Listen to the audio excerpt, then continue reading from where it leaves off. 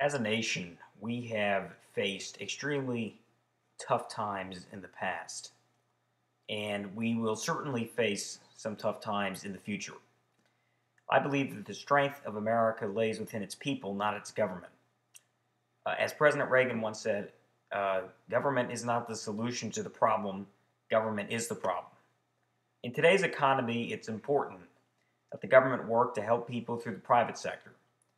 I think that we have to look at what is going to be the future of our economy, what will help our people, what will make America more affordable, create jobs, and keep job security, and help Americans afford health care and a good education for their children.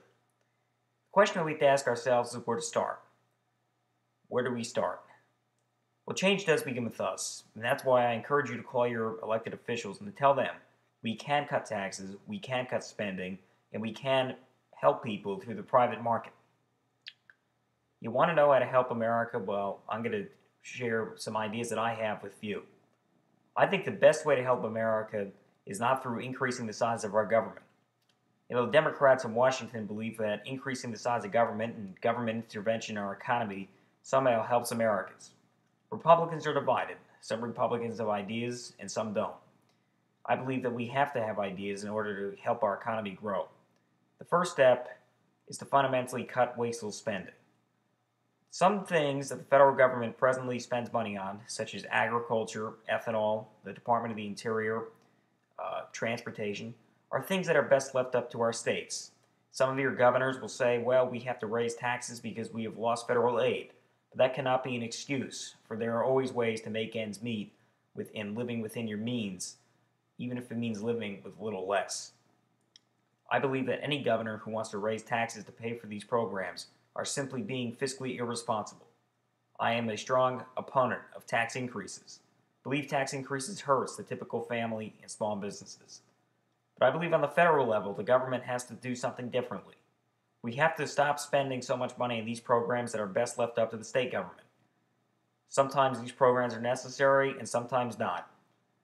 For the question that you may have to ask yourself is it fair that a potato farmer in Idaho is paying for ethanol in Iowa?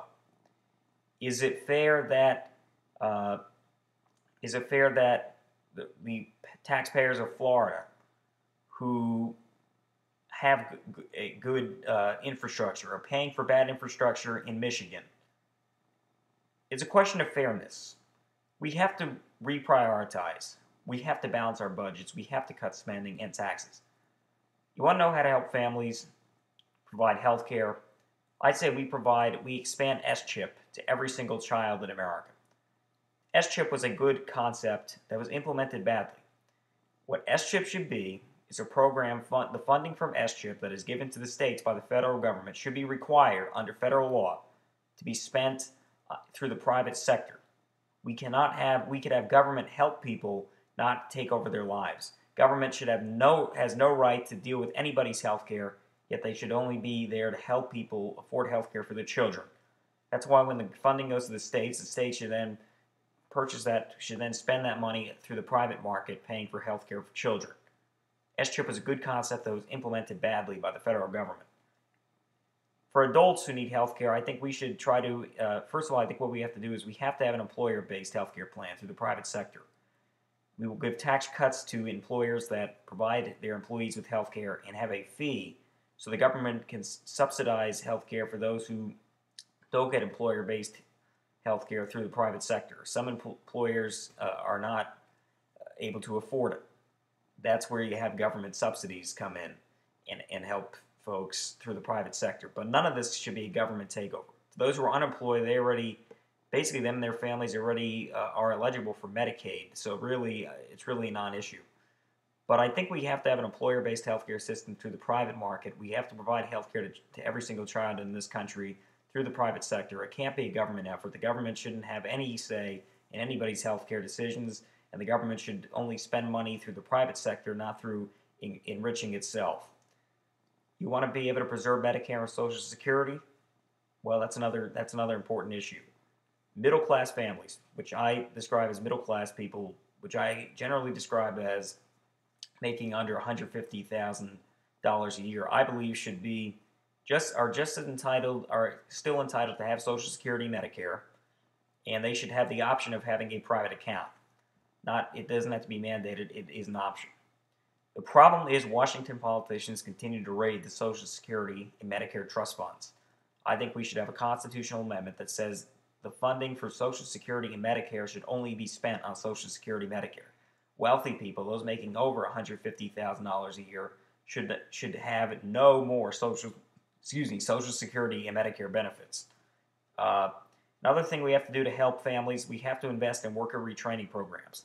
These worker retraining programs have to be community colleges, and they should have nighttime courses with babysitting so that single moms who are struggling should be able to go to these programs, learn a trade. Those who are on unemployment should also be required to take the worker retraining program of their choice until they find work. And that reminds me, those who lose their health care if they are laid off and lose their health care should have 15 months to work should continue on that coverage for 15 months until they find a new job where they have new health care or are able to afford their present health care. We shouldn't just, once you get fired under the employer-based system, you should not just lose your health care automatically and have to start applying for Medicaid. That's wrong. But we have to do things differently in Washington. We cannot continue to spend money on wasteful programs to allow people to be out of work yet collect government benefits. We have to encourage work.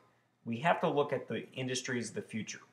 The real reason that the federal government cannot take over healthcare is because the healthcare industry is one of the fastest growing industries in our country, and they'll create thousands of millions of new jobs in the next decade and decades to come.